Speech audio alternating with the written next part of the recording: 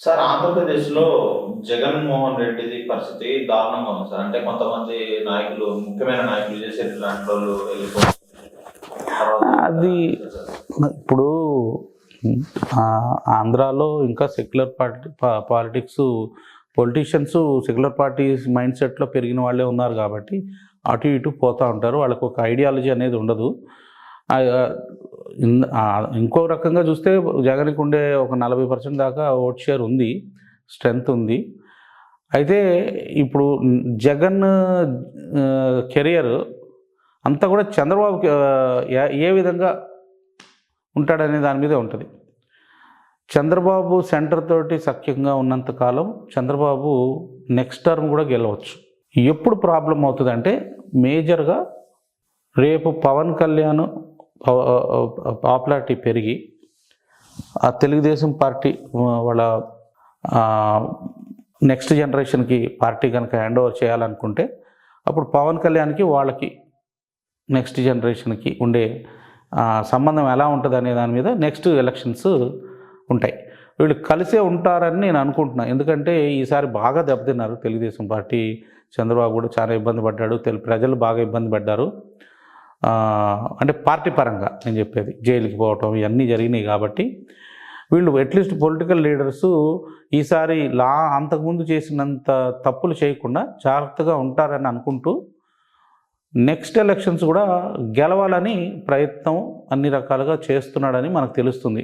వక్ఫ్ board cancel చేయటం ఇట్లాంటివన్నీ చూస్తుంటే, సనాతన్ బోర్డు పెట్టమని చెప్పని ఈ పవన్ కళ్యాణ్ అంటాం, ఇవన్నీ చూస్తుంటే ఈసారి చాలా జాగ్రత్త పడుతున్నారని తెలుస్తుంది. కాబట్టి జగన్ రెడ్డి నెక్స్ట్ టైం గెలుస్తాడా లేదా అనేది వీళ్ళిద్దరూ, పవన్ కళ్యాణ్ చంద్రబాబు, ఏ విధంగా రూల్ చేస్తారు. వాళ్ళు ఈసారి వచ్చిన ఓట్ బ్యాంకుని నిలబెట్టుకుంటారా లేదా, సెంటర్కి ఎదురుపోకుండా సఖ్యతగా ఉంటే మాత్రం ఆంధ్రప్రదేశ్లో ఇదే గవర్నమెంట్ కంటిన్యూ అయ్యే అవకాశాలు ఎక్కువగా ఉన్నాయి. అంటే బీజేపీ పుంజుకునే అవకాశం ఏమైనా ఉందా సార్? ఇంకా పవన్ కళ్యాణ్ పుంజుకుంటే బీజేపీ పుంజుకున్నట్టే. అంటే జనసేన కదా సార్ పవన్ కళ్యాణ్, బీజేపీకి జనసేన పార్టీ బీజేపీ పార్టీనే. జనసేనకి ఇప్పుడు అంత మెయిన్ స్ట్రెంగ్త్ అంతా బీజేపీనే కదా. బీజేపీ ఏమంటావు ప్రతినిధి డైరెక్ట్గా యాక్సెప్ట్ చేయలేదు పరిస్థితుల్లో లాస్ట్ టైము. ఎందుకంటే బీజేపీని, మోడీని నెగిటివ్గా ప్రొజెక్ట్ చేయటం వల్ల జగన్ని పెట్టారు బీజేపీ వాళ్ళు.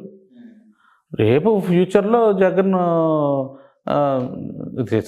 పవన్ కళ్యాణ్ జనసేన బీజేపీలో ఇప్పుడు ఒకసారి మర్చి అయిపోతాడు. ఇంకా చిరంజీవిని కూడా దగ్గర తీయాలని ట్రై చేస్తున్నారు ఇప్పటికీ బీజేపీ.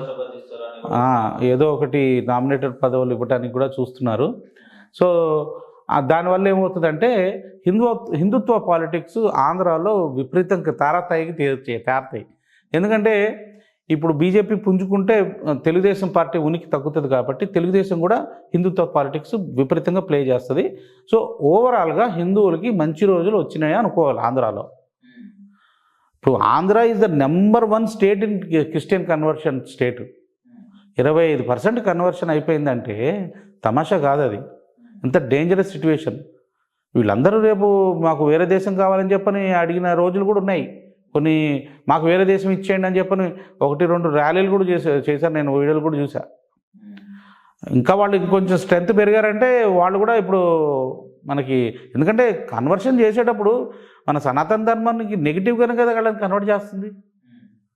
సో మనము మాట్లాడట్లేదు, మనల్ని హిందువులు సర్వీస్ చేయట్లేదు. హిందువులు సర్వీస్ చేయనంతసేపు వాళ్ళు కిలో బియ్యం ఇచ్చి కూడా కన్వర్ట్ చేసేస్తున్నారు.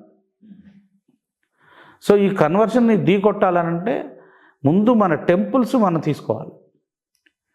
టెంపుల్స్ అడ్మినిస్ట్రేషన్ మొత్తం మన ధార్మిక్ కౌన్సిల్ అని అంటున్నారు. ఇప్పుడు తిరుపతిలో రేపు 17-18 జరుగుతూ ఉంది ఈవెంట్. సో ఆ విధంగా ముందు ఈ కౌన్సిల్స్ ఫస్ట్ టెంపుల్స్ని గవర్నమెంట్ చేతుల్లోంచి లాక్కోవడానికి ప్రయత్నం చేయాలి. ఆ ప్రయత్నం చేయకుండా ఎన్ని మీటింగులు పెట్టినా యూజ్లెస్. ఈ ధార్మిక్ కౌన్సిల్స్ ఎన్ని పెట్టినా గవర్నమెంట్ చేతుల్లో ఉండే ఏం చేస్తాం మనం? ₹1 మన చేతిలో ఉండదు. ఒక చిన్న టెంపుల్కి వస్తే చిన్న ఒక చెంచాడు ప్రసాదం కూడా పెట్టలేని పరిస్థితి మనం. ట్యాక్స్లేమో ఉండిలేసిన డబ్బులన్నీ గవర్నమెంట్ ఎత్తిపోతుంది. మనం వచ్చిన వాళ్ళకి కనీసం ఒక చిన్న పప్పు బెల్లాలు కూడా పెట్టలేని పరిస్థితి. ఇలాగుంటే ఎలా కుదురుతుంది? ఒక మన రిలీజియస్ ఇన్స్టిట్యూషన్స్ అని వాళ్ళు తీసుకోవడం ఏంటి? మన temples are the matrix of our Indian society. మన హిందూ సొసైటీకి అగెనెస్ట్గా పనిచేస్తుంది ఈ గవర్నమెంట్లన్నీ. సో చంద్రబాబు కానీ పవన్ కళ్యాణ్ కానీ, ఇప్పుడు పవన్ కళ్యాణ్ ప్రతిపాదించిన ఇది చాలా ఇంపార్టెంట్. వాటి మీద పనిచేయాలి. అవి కావాలి, లేకపోతే మేము నెక్స్ట్ టైం ఓటేయము.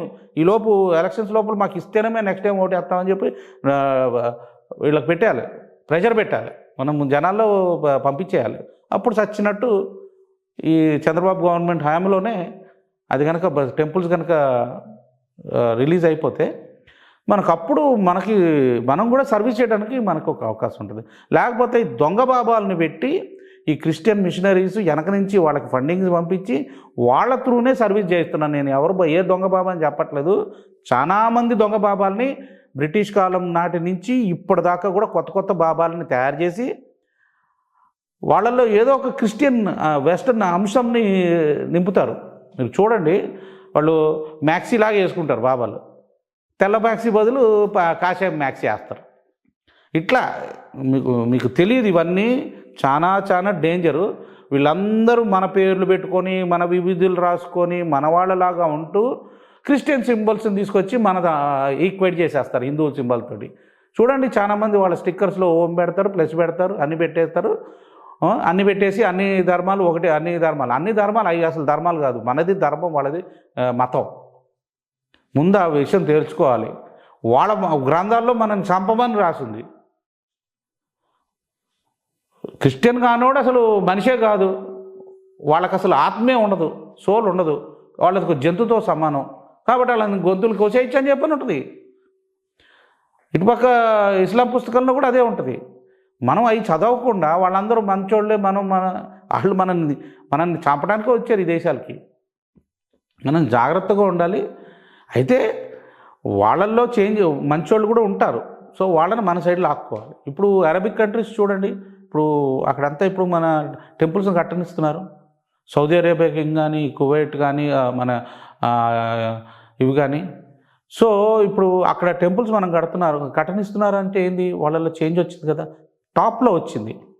ఇక్కడున్న వాళ్ళ హెరిటేజ్ కూడా మన రాముడు హెరిటేజే, అరేబియన్స్ది కూడా. కానీ అవి మర్చిపోయారు, మనం కూడా మర్చిపోయాం. ఇవన్నీ మనం మళ్ళీ వాళ్ళు ఇప్పుడు ఇలా వాళ్ళ రాజ్యాల్ని పెంచుకోవడానికి రాసిన అంశాలు ఏవైతే ఉన్నాయో వాళ్ళ గ్రంథాల్లో, వాటిని మనం ఢీకొట్టాలి. అది మన ప్రజల్లో తీసుకెళ్ళాలి. మనం జాగ్రత్తగా ఉండాలి. మన పిల్లల్ని వాళ్ళు లవ్ జిహాద్ అని అదని ఇదని తీసుకెళ్తున్నారు. కాబట్టి ఇటువంటివి మనం ఆపగలగాలి, మన పిల్లలకి చెప్పి ఆపగలగాలి. వాళ్ళల్లో కూడా ధార్మికంగా బతకడానికి కావలసిన నాలెడ్జ్ ఇవ్వగలగాలి. అది మన దేశం నుంచి మనం మొదలు పెట్టాలంటే మన విద్యా వ్యవస్థ మనదై ఉండాలి. ఇక్కడుండి ఈ దేశంలో పెరిగి ఇక్కడ తీసుకుని మన ఈ దేశాన్ని యొక్క అంశానికి ఎగనెస్ట్గా వాళ్ళు ప్రచారం చేస్తుంటే మనం చేతులు కట్టుకొని ఉండటం అనేది తప్పు. మనం కూడా అసలు ధర్మం అంటే ఏందనేది మనం చెప్పగలగాలి, మన పిల్లలకి మనం చెప్పగలగాలి. మన పెద్దలు ఈ అన్ని అడ్డమైన టీవీ సీరియళ్ళు చూడటం మానేయాలి. ఈ టీవీ సీరియల్ తీసే వాళ్ళ వెనక ఒక ఎజెండా ఉంది. మనల్ని మన ధర్మగ్రంథాల నుంచి దూరం చేయడానికి మన టైం అంతా ఈ చెత్త వాటికి తీసుకెళ్ళిపోతున్నారు వాళ్ళు. కాబట్టి మళ్ళీ మన దేశంలో ధర్మస్థాపన చేయాలంటే మన ప్రజలు మళ్ళీ మన విద్యా వ్యవస్థని మార్చుకోకపోతే ధర్మస్థాపన మనం చేయలేం. విద్యా వ్యవస్థ నుంచే మారాలి.